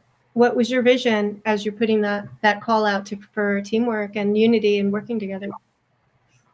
Well, you know, really who I was directing at it, that was the people that hopefully are listening, that kind of aren't quite where we've gotten to the point where, you know, we've gotten to this place where those of us that are presenting, we know each other's names. And I see the people in the chat. A lot of these people, I've seen their work, right? We've done a lot of this work. What Mark did was creating the One Great Work Network, created that platform, right? And then through the combined efforts of Leslie and myself and Will and the other Natural Freedom Alliance, we were able to create this network within the funnel, right? Now we have the possibility of having a funnel 3. There couldn't have been a funnel 3 if there wasn't a funnel 2 and a funnel 1. So what I was really trying to do was encourage other people that haven't taken these beginning steps yet to start taking them. Those of us that have already taken these steps, most of you are much wiser. You know, we have right here 8 brains, right? Way more than what I could possibly, the ideas I could possibly have on my own. I have this idea of interconnected circles. You know, I think that we form connections between 1, 2, 3 people, and we strengthen those, and then we're able to combine our rings and create chains of connection. And that's kind of what I see. But I tend to see things in a more general, big picture way. I'm looking for other people that have kind of the more specific details of, you know, how are we actually going to do that on a computer, and how are we actually going to create a plan to there's a lot that needs to be figured out. That's where I need help with. I see the general big vision, and I know there's other people that are better at the more specific, okay, what's the next task, you know? And that's where I think we need the teamwork aspect, where I admit I'm not the best at every part of it. I dream, I come up with ideas, and I constantly will have those, but I need other people's help for the analytical implementation. You know, I can't. I mean, I'd love ideas. That's where I'm looking for help. Well, what do you guys got? I think one of the things that I'd really like to see, you know, building actually on your idea of what you talked about in your presentation, Chris, which is coming together in a state of unity. It's a state of unity over the knowledge of morality first. Like, I would really like to see more people creating community around first principles, because the types of communities we often see created are done for 3D purposes, you might say. It's to look at problems in the 3D world and then try to create physical solutions for those problems. At least this is what I personally see happening when people are quote unquote creating a community, right? Instead of focusing so much on 3D events and 3D solutions. Like, I'm not saying don't understand gardening and permaculture, or don't try to create an alternative economy, etc. I'm not discouraging the doing of any of those things. But what I'm trying to say is that this is mostly all that I see. I don't see many communities such as the One Great Work Network coming together over the improvement of human psychology and the improvement of human understanding when it comes to true objective morality. That's what I would personally like to see more of. And it's because any dynamic that you're going to create in the physical world, unless it has as a firm psychological and spiritual foundation of true objective morality and an understanding of natural law, anything that you build in the 3D domain upon that foundation is not going to be sturdy, is not going to be built on a rock solid foundation. So my ultimate answer to Sethicus's question is, I'd like to see unity and communities created that put first principles first and really unpack the philosophy of natural law to all of its membership, so that they have that firm foundation to then build something on in the 3D sense. So that being the code. The code and the foundation, absolutely. Yes. The core value, you know, that I talked about, and I guess the next from here, you know, like what I imagine is, okay, any school, like Sethicus, you're already working on building a school and teaching people, right? Needs to be funded, right? We need to build more schools. We need to be doing more mentorship type programs, right? To have these schools in the earth again as it was. Right. Mystery schools. Legitimate teachers that know the fucking difference in terms of their areas of rhetoric and context. And of course, I would teach from my vantage point. Everybody else, I don't know fucking everything. I don't know certain fucking things. You know what I'm saying? But that's what weaves the thread together. That's what creates community. And in terms of the age and the timelines and all this crazy shit that I talk about on my platform, the trajectory of that timeline is present now. And we have an opportunity to catch it, whereas most people, they're just going to go with the fucking programming. This is going to be very fucking difficult. And what I've recognized in terms of group dynamics, I've been a part of leadership teams and championship teams and all this other kind of stuff. I know how a group function operates in a healthy way versus a toxic way.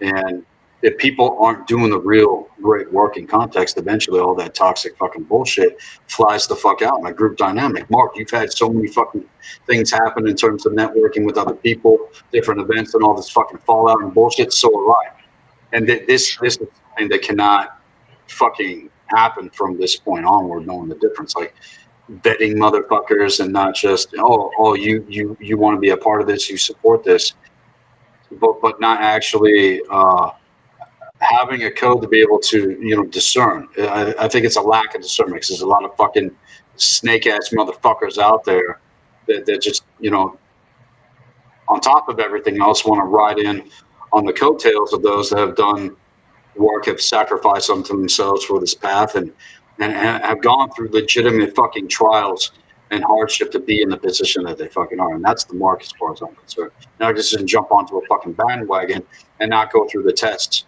and the trials and the actual initiations that are required to reach a certain level. I think the door should be open to everybody, but having a framework that people can come into that's really going to give them, again, the proper foundation, knowing what they're getting into, and then they start doing the work, and then the rest goes from there. And accountability, integrity, loyalty, respect, and honor are fucking key. It's not just a fucking free for all. We can't just do whatever the fuck we want with the gift of free will. It's a gift given to us in order to master our potential in terms of being human, as far as I'm concerned. And it's just fucking wasted because people think they can just come into some shit and act however the fuck they want, and there's going to be no consequences to that. So my goal in terms of what I built is to actually establish that in the fucking world. Is it ever going to happen? I don't know, but we need facilities, we need assets, we need resources, we need some goddamn fucking leverage, and people get it and want to contribute and have a little bit of obsession towards creating something better as an opportunity for other people to come into and really fucking learn this shit for real. And we're not being pulled out and having to balance our lives with the fucking matrix, so to speak. And I remember when I was able to cross that threshold finally with the mystery school, it was back in 2017. And it was the most terrifying fucking thing in terms of a decision that I made, because I have nothing to go back to now. Nothing. There's nothing out there in the matrix for me. Fuck that shit. And so waking up every single day dedicated, being responsible for our condition, our purpose, our lives, the alignment, all these things that I share in terms of the mystery school, that's something that I envision manifesting in the earth again. And fuck these secret societies. They can't even know what the fuck we know, because why? And the reason why is because they don't do the work that we're doing. They don't know. It'd be good to hear from Brandon Martin on this, because he's making efforts with his Seed Truth School, and I think that's definitely a step in the right direction. I didn't mean to interrupt you, Seth, because I'm not sure if you were quite done there yet. Yeah, I think they both kind of covered everything that I was thinking of as that question came up. I think we need a paradigm shift away from dogmatic religious belief systems. And I definitely think that we need to, I would like to see more people take an interest in their own psychology, and then from there build, true principles and understand what comes first, which is morality and understanding natural law, obviously. And then from there, starting to really strategically organize into more groups like this and actually taking an effort into the community so that we can really network and actually get resources, like Sethicus was saying, and really build a strong, tapestry or structure, I should say, a strong structure of people that can actually make a difference in this world. So, I mean, honestly, I don't see things really progressively moving in the right direction right now. And I see things actually going the opposite way, but it is nice to see so many people like this coming together. That's a really amazing thing. So I think that we should be focusing on what's happening now rather than what's going to happen next year. I think what's happening today is very important. And that's why these events like this are so important. We all have different skills. This is something I wanted to say earlier. We all have different skills, and this is a roundtable for a reason. We all bring these skills to the table, just like what Chris was talking about. He's not extremely analytical with a lot of things. So we all bring all these talents to the table and work with each other on these things. And that's how we're going to strengthen our community, is by understanding our strengths and our weaknesses and helping each other out and becoming more conscious and aware of these things as we progressively move forward. But yeah, moving away from dogmatic religion and moving back into first principles, getting in touch with our spirituality, getting in touch with true source, obviously, source consciousness. I think that's very, very important. Understanding our own dark psychology, entering into the middle chamber and understanding all these aspects of our dark aspects, our dark psychology. It's very, very important, very crucial. So I would like to see more people fundamentally get in tune with the mystery schools, the mystery traditions, Hermeticism, things like that. There's so many things I would like, but what will actually happen, I can't say.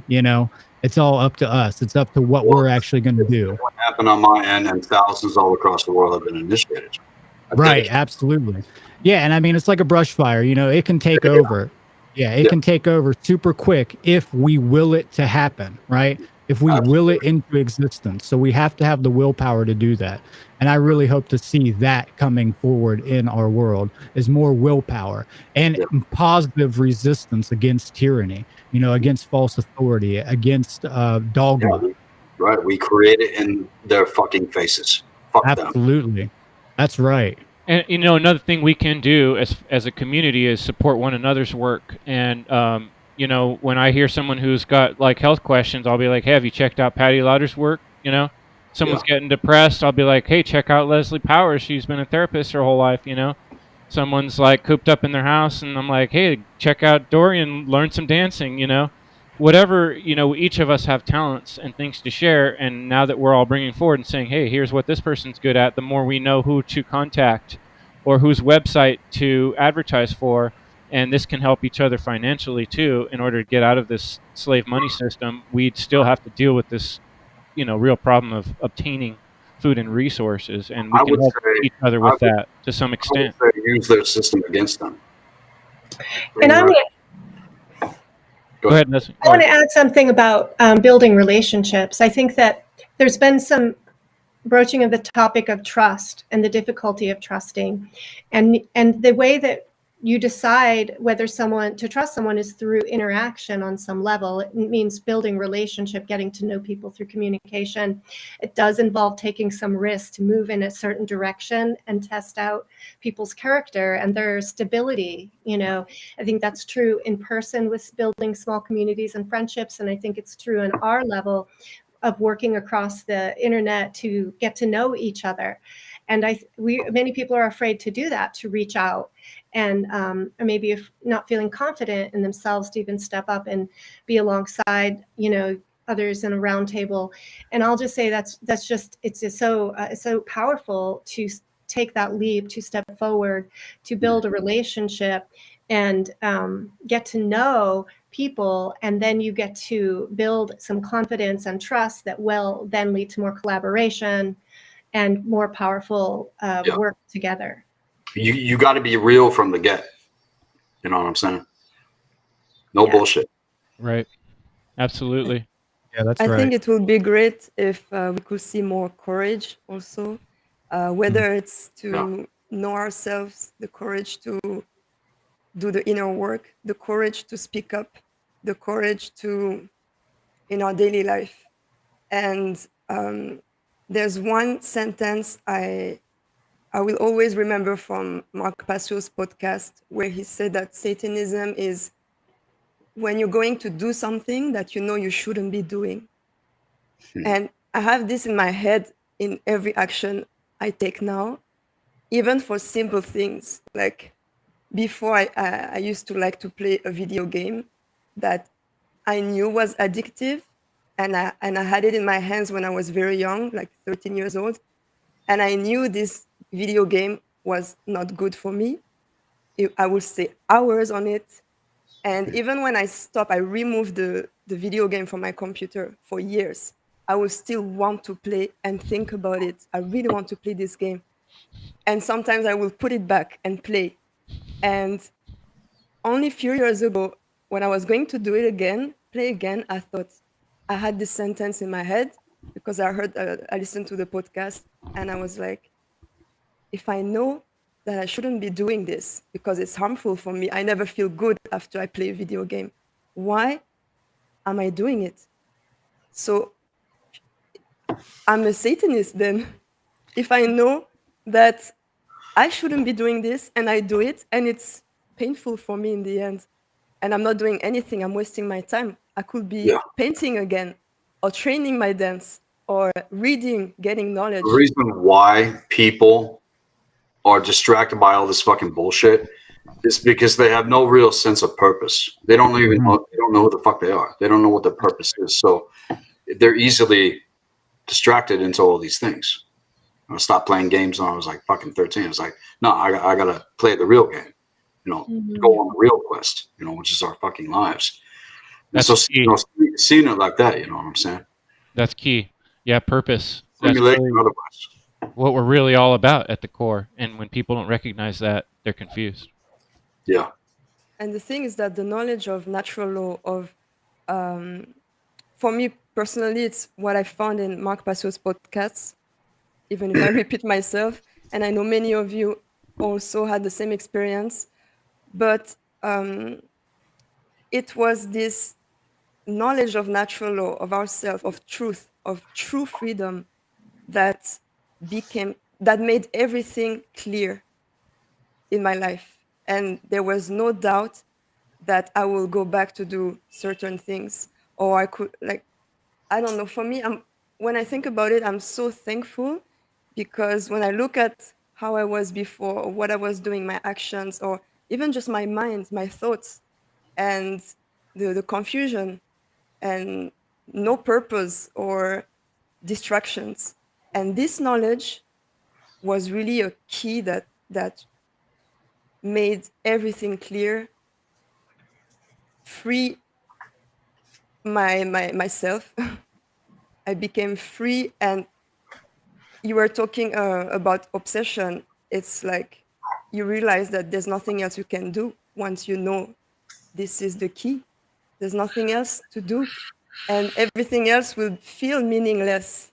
Like I was talking to someone in an interview recently, and I was saying I was dancing for entertainment or for performance, and once I realized the importance of the situation now, so facing reality, and the importance of spreading the knowledge of natural law, I couldn't even feel like I wanted to dance for entertainment anymore. My mind was not into this. I would lie to myself if I would just, okay, dance on this last dance challenge or this last song, or just do. So this knowledge is really what keeps me balanced also, because someone was talking about balance. To go back into just the knowledge of natural, or reading books like Richard W. Wetherill, which are very clear and straight to the point, and keep me balanced in some way, going to nature. Sorry, one more thing I just wanted to say earlier about being balanced and realizing when we are tired. When you do a physical exercise, you will know when you're out of breath. You will know when your muscles are hurting.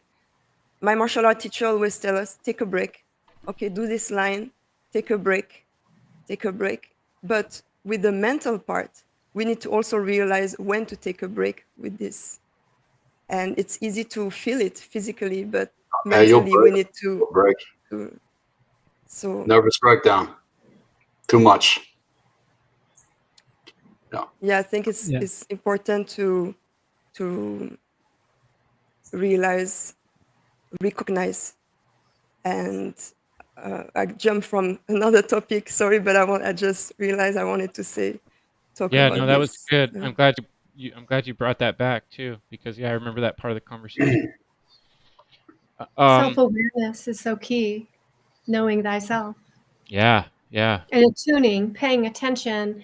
And sometimes, being tough doesn't mean that you just keep pushing yourself to exhaustion. Sometimes that means that you take a break and recharge. It's knowing how to bend like a reed in the wind, right? Mm-hmm. So and you the thing is, break. Sorry, when you know how flexible, right? it can free yourself, you want others to experience this. And that's sometimes the frustration I have, is that I have this key for you that can free yourself and you don't even want to look at it. Mm-hmm. And I'm here just giving it to you. I'm not trying to put it in your brain, like, I don't know, a USB in a computer. I'm just trying to share this for people to free themselves. Like, this helped me to free myself and see things clearer, more clear. But it's a painful process, and people are deep down, they're scared of that. So yeah. That's why courage is important, because you need the courage to grab the key and check for yourself. Yeah. I would like to add onto something about balance and knowing your own limitation as well. There's a part of you that you need to understand when to take a break, obviously, and you need to know that limitation physically, mentally, and emotionally, obviously. But also, one reason why you need to know that is also that you need to know when you can push beyond that so that you can achieve something even greater. Because that is that resistance. And just like when you're doing anything, there's times when you're like, okay, yes, I need to normally have a good discipline of taking a break and relaxing. But then there's these other times where you're like, I really have to push beyond this barrier. I have to succeed at expanding this barrier and exercising this barrier a little bit more so that I can go further in the work, or I can go further in my exercises or my routines of whatever I'm doing, whether that's your sports, your dancing, the mental work, the emotional work. So knowing that spot and then working with that, you can exercise it and strengthen it, and then it will get bigger, or it will expand so that you can actually go, beyond that the next time. And it's kind of like a current coming at you. You're on a desert island, and you're trying to get over that wave, right? There's a wave coming at you, and that's resistance towards you. Well, yeah, you can wait till that current goes back out, but instead you can also willpower it over. You can use your willpower and get over that wave if you want to. So it's all depending on what we want to get done in this world. How much effort are we willing to put on the great work? And we need to know what we're actually trying to achieve. So I'm not trying to pacify people and let them just sit back and become lackadaisical again and be like, oh yeah, you feel tired here today. Don't worry about it. Don't push yourself too far, obviously. But I like to give them a little bit, like, oh, you can do a little bit more if you can, just do a little bit more, because maybe you can actually do it, but just know when you can and know when you can't, obviously, and if you can't, just draw that line in the sand and say, no, I can't do anymore. I gotta take a break, obviously. Yeah, you don't want to hurt yourself either. Yeah. Well, I've been a skateboarder for a long time, and that's something that I learned with skateboarding, is that, I would get obsessed trying to land a trick always, I would just do it over and over and over. And even with that pain, even with hurting myself constantly, I might not even make that trick that day, but the next day when I come back and I land it, it's such an achievement, and my consciousness, my body has adapted to it. And I mean, I would drive myself to the ground constantly, just over and over, just slamming constantly. And even with that self-harm, it just disciplined me to get better for the next time that I tried it, So, I mean, exhaustion can be a good thing and it can be a bad thing, just like working out any muscle. You got to work it till it hurts. and then understand you don't want to overwork it or it's going to atrophy. So You need to have perseverance. Perseverance, right? Yeah. But then just know your limits where you don't, like you were saying, you don't hurt yourself. Right, I totally agree. Yes, that's important. Wow, I love it, man. It's just hearing all these wonderful minds on a topic. It's really illuminating. You got one more good question or comment there for us, Will? We can pass around. Yeah, absolutely. And then just real quick, I wanted to comment on what all you guys said. Pretty much, I'm going to keep it short. Doreen, you said courage, and I was thinking about that when you said it, and then you said that you get the feeling, oh, I shouldn't do this or I shouldn't do that. You could flip that around, and I should do this. And I think people, like Brandon was saying, push yourself in a healthy way, set deadlines and set goals, and see how you handle under pressure. And hold yourself to that, and just observe how you react, and then you can squeeze it more and more, push up the deadlines, but it is the courage of doing it. We're in critical times, right? So it's so easy to get in the habit of like, okay, next week I'll do it next week. Okay, I'll do it next week. Yeah, you procrastinate. Now get in the discomfort zone. That's where it's about. Get uncomfortable, because that's where the great work's going to happen. And that's where the challenge to your mind comes in, because your mind's going to resist that. It's going to say it's tired. I don't have time, and all these excuses. I can't do it. I'm not strong enough. I'm not smart enough, whatever it is. And that's where that mental work, that building of, that strong core of knowing who you are and the skills to choose your thoughts that are going to match your intention to take you to the action that you want to do the work.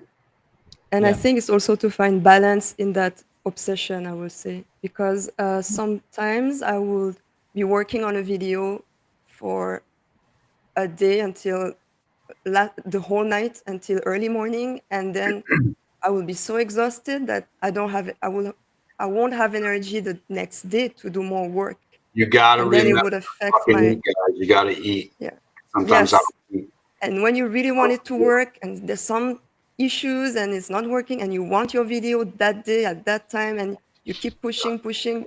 Sometimes I learned that I have to be, okay, let me just post it tomorrow, because now it's like 7 a.m. I've been on it since morning.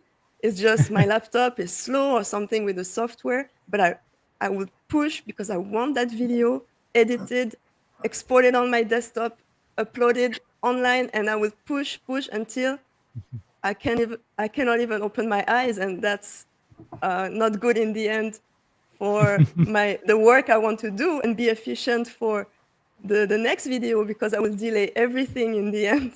So to find this balance in this in the work we're doing and I would say. Yeah.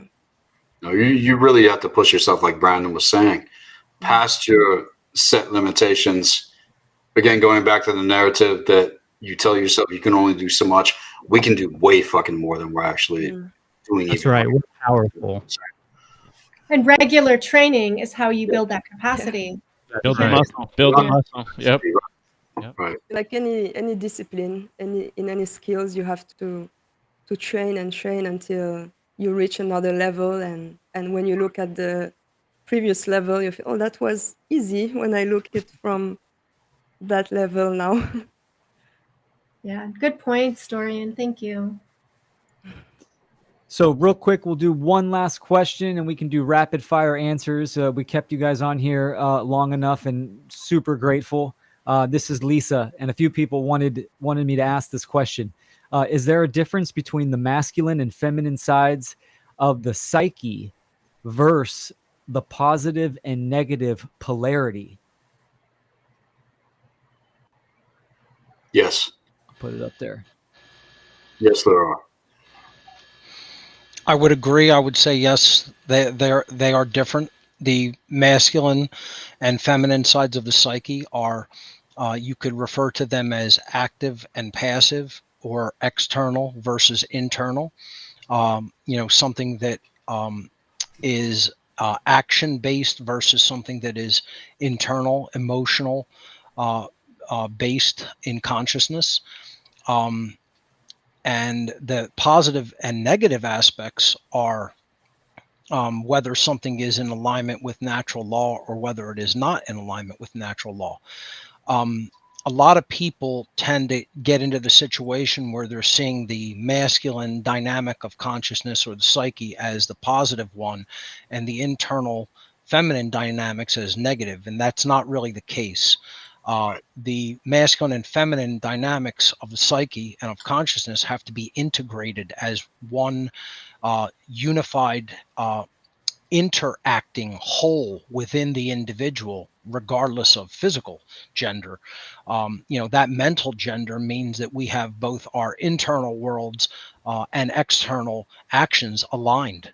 And that's incredibly important to bring them into congruency and into balance. So those aspects of the psyche are different than positive and negative polarities, which are about, again, whether something is in alignment with objective morality or not, as I would describe it and teach it. The alchemical wedding. That's right.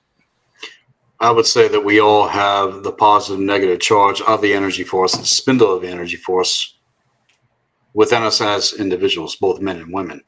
And when you're polarized against yourself in terms of that charge, that's where everything goes into chaos, stagnation, entropy, rot, repel. That's when the energies repel instead of it coming together and creating this symbiotic relationship with electromagnetics. This is how we wield magic the correct way versus it being manipulated against us. And with all the emotional mind control that is taking place, this is how they steal our magic and get us polarized within ourselves, and we're triggered the fuck out, weeping and the gnashing of teeth and the fucking, Ragnarok, factors in our fucking lives that we're all fucking dealing with. Whereas you come into a place of really embracing the embodiment of who you are on all levels, physically, emotionally, mentally, spiritually, mastering the temporal existence, getting leverage, and you bring all of that into a place of synchronistic power within yourself, executed higher consciousness, and that's how you're able to open the fucking stargates from within your codes, and now you're able to manifest things that are in alignment with your eternal spirit, and you're no longer polarized or having questions about fucking gender and all the gender split fucking bullshit insanity going on. That's all a part of the neo-feminist agenda,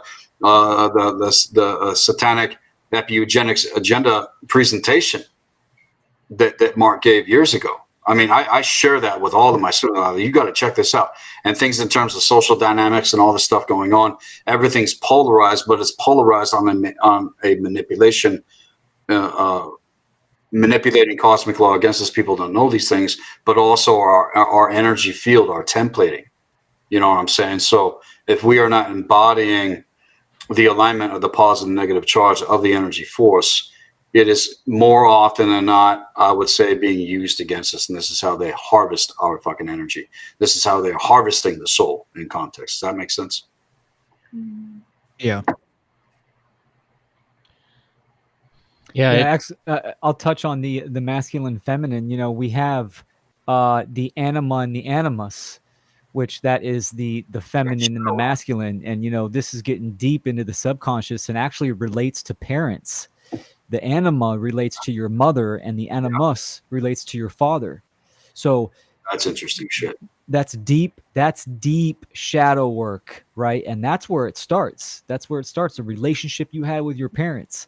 And so keep that in mind. That's an aspect that I dive into, because conscious parenting is huge. When we talked about what do we want to see next year, that's what I want to do. I want to get homeschooling is up tenfold. I want to get these parents together and communicate morality to them and principles and community and all this stuff that foundational and must be within these groups and these aspects. Yeah, and it's bringing together this intuitive aspect, this spiritual aspect, and combining it like with the analytical and more, combining the left and right together, then we get that creative. That's what it takes, and it's almost very similar to what we were talking about, what Mark was bringing up with the teacher's mind when you're learning something to the point where you can teach it. It's when you integrate it, and then you have to add this creativity into it that combines both those hemispheres of the brain, where you're artistically thinking about how am I going to express this, and then you're combining that with the actual facts and the information you've gathered. When you do that process, that brings those together, that chemical wedding that we're talking about, that alchemical wedding. Now, that'd be my last comments. I mean, this has been a fabulous day. So anybody else want to close up with some more thoughts on that? One thing I want to say to everybody out there is that an enslaved individual cannot lead an enslaved individual to freedom. Period. I'll say it again. An enslaved individual cannot lead an enslaved individual to freedom. You can shout about freedom. You can picket about freedom. You can really do whatever the fuck you want. But unless you live it, unless you become obsessed with what it means to become sovereign, you're never going to be fucking free, and you're never going to be in a position to lead yourself, sacrifice unto yourself, your family, your loved ones, the people around you. You start in your backyard. You start in within your own temple. You know what I'm saying? But you have to liberate yourself. In context, all these things have been touched upon in terms of the conference, and that's something else that's really going out hard in other networks of men that I am affiliated with. Enslaved men cannot lead enslaved men to freedom. That's right.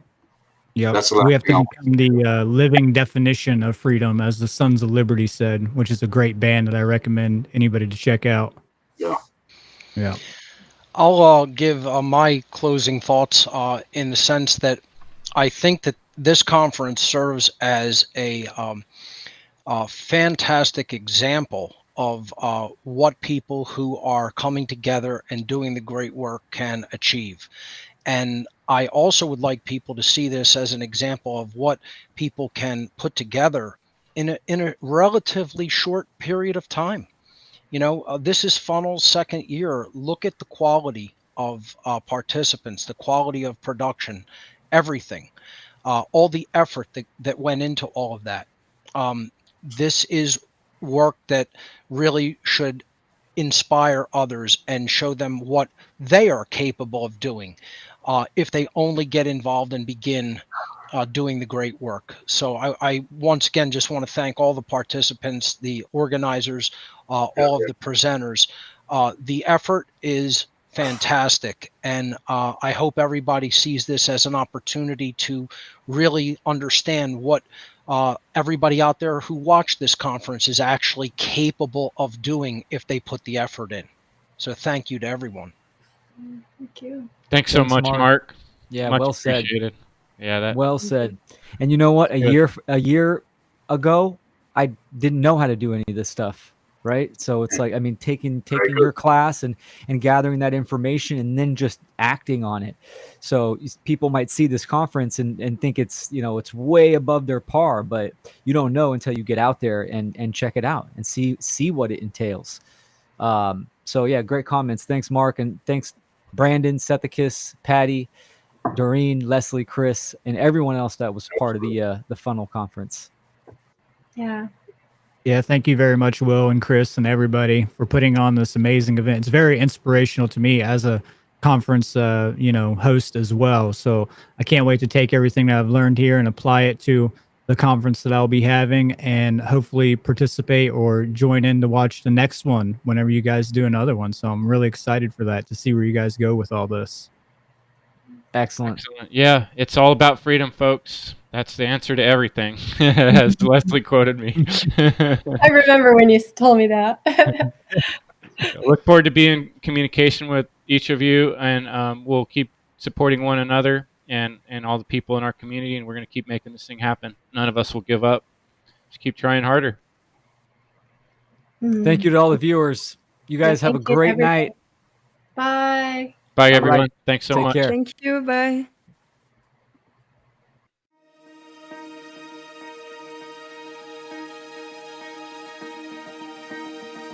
Freedom. The state of unrestricted free will expression. No masters and no slaves. There comes a time when knowledge is not enough. when action is required.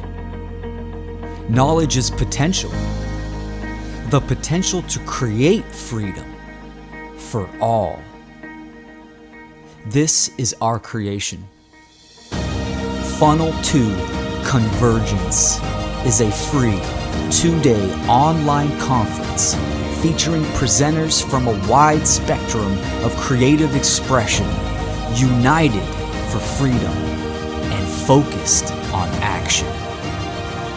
Join the Convergence September 10th and 11th, 2022 at freedomundernaturallaw.com. The time is now.